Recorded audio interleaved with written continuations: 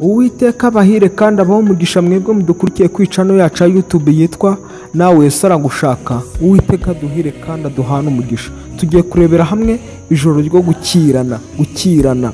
Nubwo Yakobo yavuye ipatana na wo mukubwo kumvira amabwiriza y'Imana, yanatinyaga gusubiza inzira yaherukagamo kunyuramo mu myaka 20 ahunze. Icyaha cyo kubeshya se cyamuhoraga imbere. Yarazi ko kuba yaramaze igihe kirekire mu buhungiro byaba byaratewe n'icyo cyaha, kandi yahoraga atekereza kuri ibyo bintu, amaze umutima we wamuregaga utuma agira urugendo rubabaje.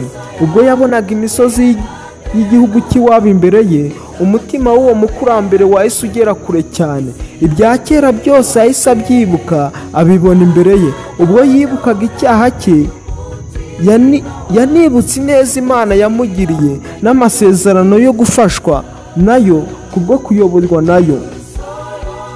Ubwo yagendaga kurangiza urugendo rwe, gutekereza Esawu byatumye ahagarika umutima bikomeye.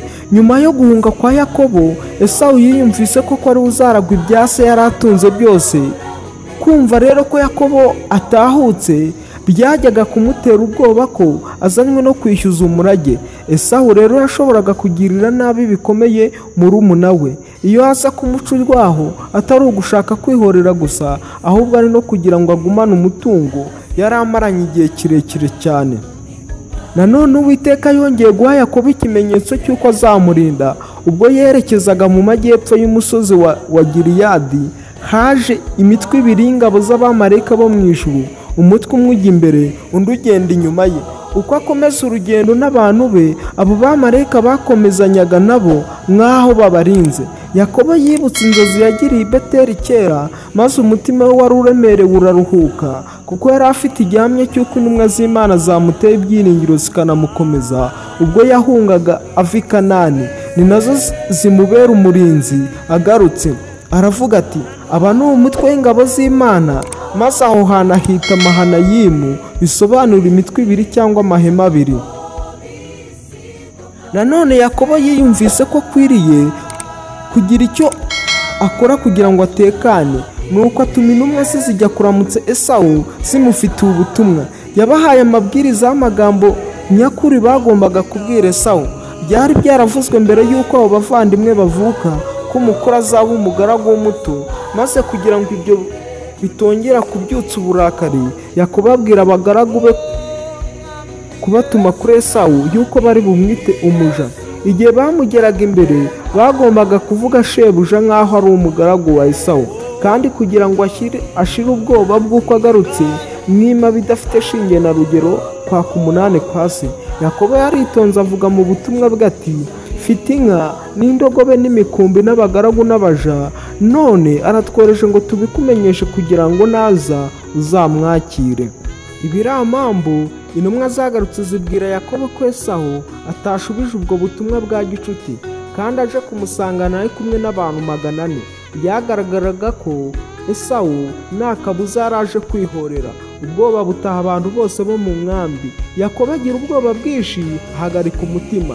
Ntiyashoboraga gusubira inyuma, kandi ntiyajyaga gukomeza urugendo. Abantu batari bafite intwaro kandi batari bafite uburinzi, ntibari baniteguye na gato kurwana nabo bashoboraga guhura nabo basakiranye.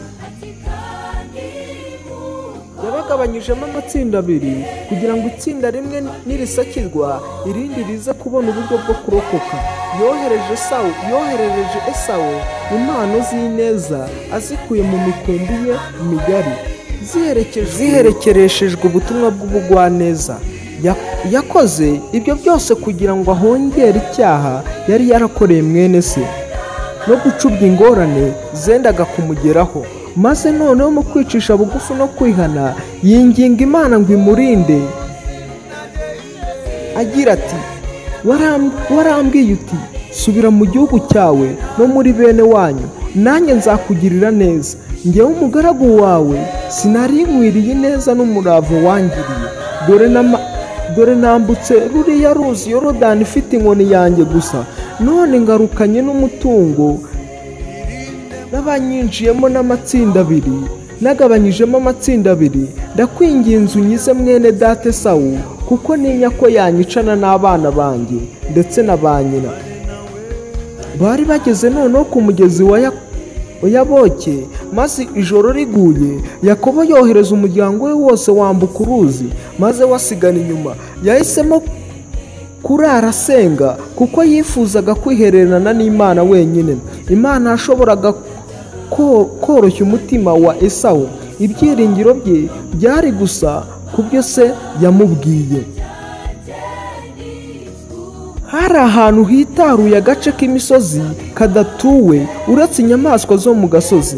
Abambuzi n'abicanyi bashoboraga kwaca. Yakobo yari wenyine kandi adafite uburinzi. Arunama ahagaritse umutima cyane, maze arasenga. Hari mu gicuku.